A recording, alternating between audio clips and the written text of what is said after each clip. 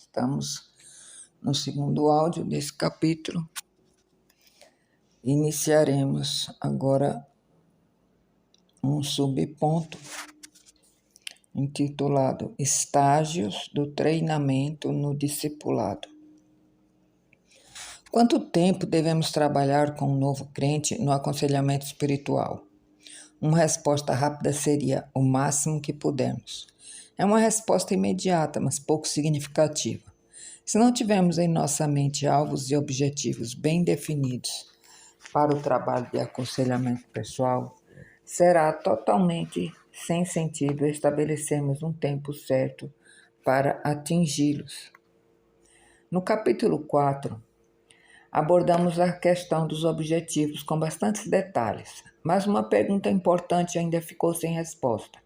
Até onde procuramos atingir esses alvos com um novo crente? A resposta dessa pergunta é encontrada na diferença entre aconselhamento básico e treinamento no discipulado. Embora muitas vezes eu use a palavra aconselhamento no sentido geral para designar todo o trabalho de alimentar um novo crente, alimentar entre aspas, neste capítulo eu a emprego no sentido mais restrito, isto é, o aconselhamento básico é o trabalho de firmar um novo crente na fé. O aconselhamento básico deve ser dado a todos os que atendem ao apelo da mensagem do Evangelho. O tempo de duração desse aconselhamento básico é de 1 mês e meio a 2 meses e meio. Como já vimos no estudo dos objetivos do aconselhamento, esse trabalho implica atingir alvos tais como 1. Certeza de salvação. 2. Ensinamentos sobre como crescer em Cristo. 3. Constância na vida devocional. 4. Integração numa igreja. E 5. Confissão de fé em público, etc. As aulas de aconselhamento apresentadas no apêndice foram preparadas com o objetivo de atingirmos esses alvos. Deve ter ficado claro pela análise das definições acima que o aconselhamento básico por si só não implica fazer do novo crente um discípulo, nem torná-lo um multiplicador. Existe uma outra fase do trabalho de assistência ao novo convertido, também em bases pessoais, que tem por objetivo exatamente isso. É a fase do treinamento do discipulado. O treinamento no discipulado, como já ouvimos anteriormente, consiste em trabalharmos com um novo crente para que ele atinja a maturidade e a reprodução espiritual e depois o estágio da multiplicação. Trata-se de uma tarefa mais ampla do que a do aconselhamento básico. O treinamento no discipulado difere do aconselhamento básico pelo fato de que não é dado a todos. Somente alguns crentes recebem esse treinamento. As razões dessa seleção serão dadas mais adiante, bem como algumas sugestões sobre a maneira como tais pessoas podem ser escolhidas. As bases bíblicas para esse tipo de treinamento seletivo são encontradas nos exemplos de Cristo e de Paulo. Jesus escolheu um pequeno grupo de homens, de entre os muitos que o seguiam, para com eles trabalhar numa comunhão mais íntima. Naqueles dias, retirou-se para um monte a fim de orar e passou a noite orando a Deus. E quando amanheceu, chamou a si os seus discípulos e escolheu 12 dentre eles, aos quais deu também o nome de apóstolos. Lucas 6, versos 12 e 13. Analisando outros textos dos evangelhos, parece-nos que, além de trabalhar com os 12, Jesus teve um contato ainda mais estreito com 3 deles, Pedro, Tiago e João. Também o apóstolo Paulo concentrou seus esforços em poucos homens tais como Timóteo, Lucas, Tito, etc. O critério para a escolha das pessoas a quem iremos discipular não é o fato de elas serem boas ou más, pretas ou brancas. Se assim o fosse, seria bem simples fazer essa escolha. Na verdade, trata-se de escolher entre um bom e um ótimo. Esse tipo de escolha só pode ser feito por revelação divina. Daí temos o exemplo de Cristo, que passou muito tempo em oração antes de fazer sua escolha. Adiante, voltaremos a essa questão da escolha dos indivíduos. Agora, o que precisamos fazer é examinar mais detalhadamente o que queremos dizer com treinamento no discipulado. Como já afirmamos antes, o treinamento no discipulado é uma preparação para a multiplicação. A ideia geral é transmitir nossa vida para outra pessoa. O progresso no desenvolvimento é avaliado pelo atingimento de vários estágios no processo de chegar-se à multiplicação. Examinemos esses diversos estágios separadamente. Estão situados um após o outro e até certo ponto, não absolutamente, para atingir-se um que é preciso que seja atingido o anterior. A figura seguinte ilustra esses estágios. Colocaremos a foto da figura no grupo do WhatsApp. Primeiro estágio. É alcançado quando um crente em desenvolvimento torna-se eficiente no trabalho de evangelização. Ele deve estar conseguindo expandir-se na frutificação. Isso resulta tanto de aprendizado teórico como de experiência prática. Em outro capítulo, já sugerimos alguns programas de treinamento evangelístico. Quanto à experiência em evangelização, ela é da responsabilidade do conselheiro. Ele deve sair com um novo crente quando este for evangelizar. À medida que o trabalho vai sendo feito e ele tem mais e mais contatos com o testemunho de Cristo, sua experiência vai aumentando.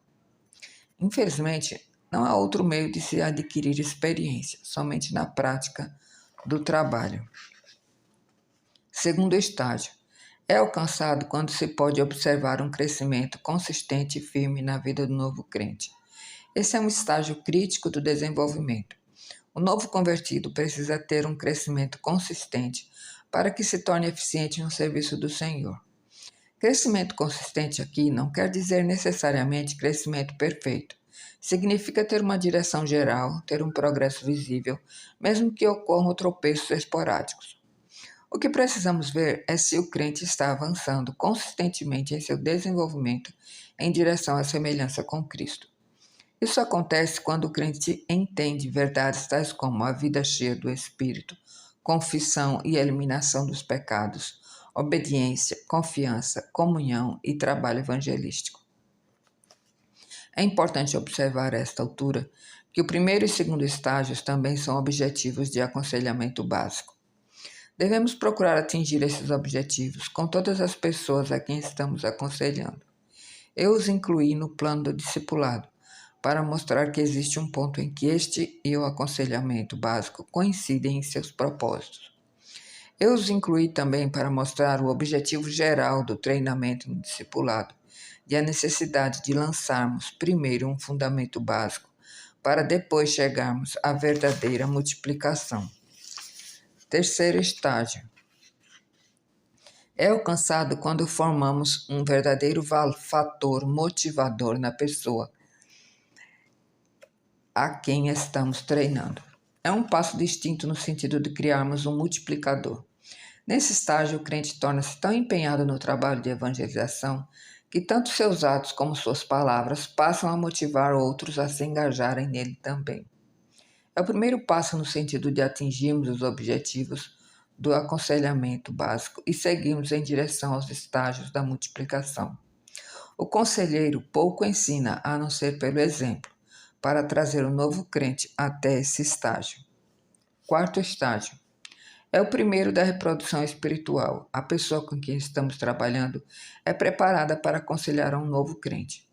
Ela deve executar o programa do aconselhamento básico com um novo crente e já deve tê-lo feito sob a supervisão do conselheiro, obtendo sucesso. É um estágio distinto do desenvolvimento e constitui a primeira indicação de multiplicação de nossa vida em outra. Esse indivíduo já recebeu instrução pessoal e em grupo e já aplicou o que aprendeu. A aplicação do aprendizado é um elemento muito importante desse estágio. Obviamente, ele não pode ser forçado. Isso demonstra que no treinamento do discipulado, o melhor que podemos fazer é proporcionar ao novo crente o ambiente adequado ao seu desenvolvimento.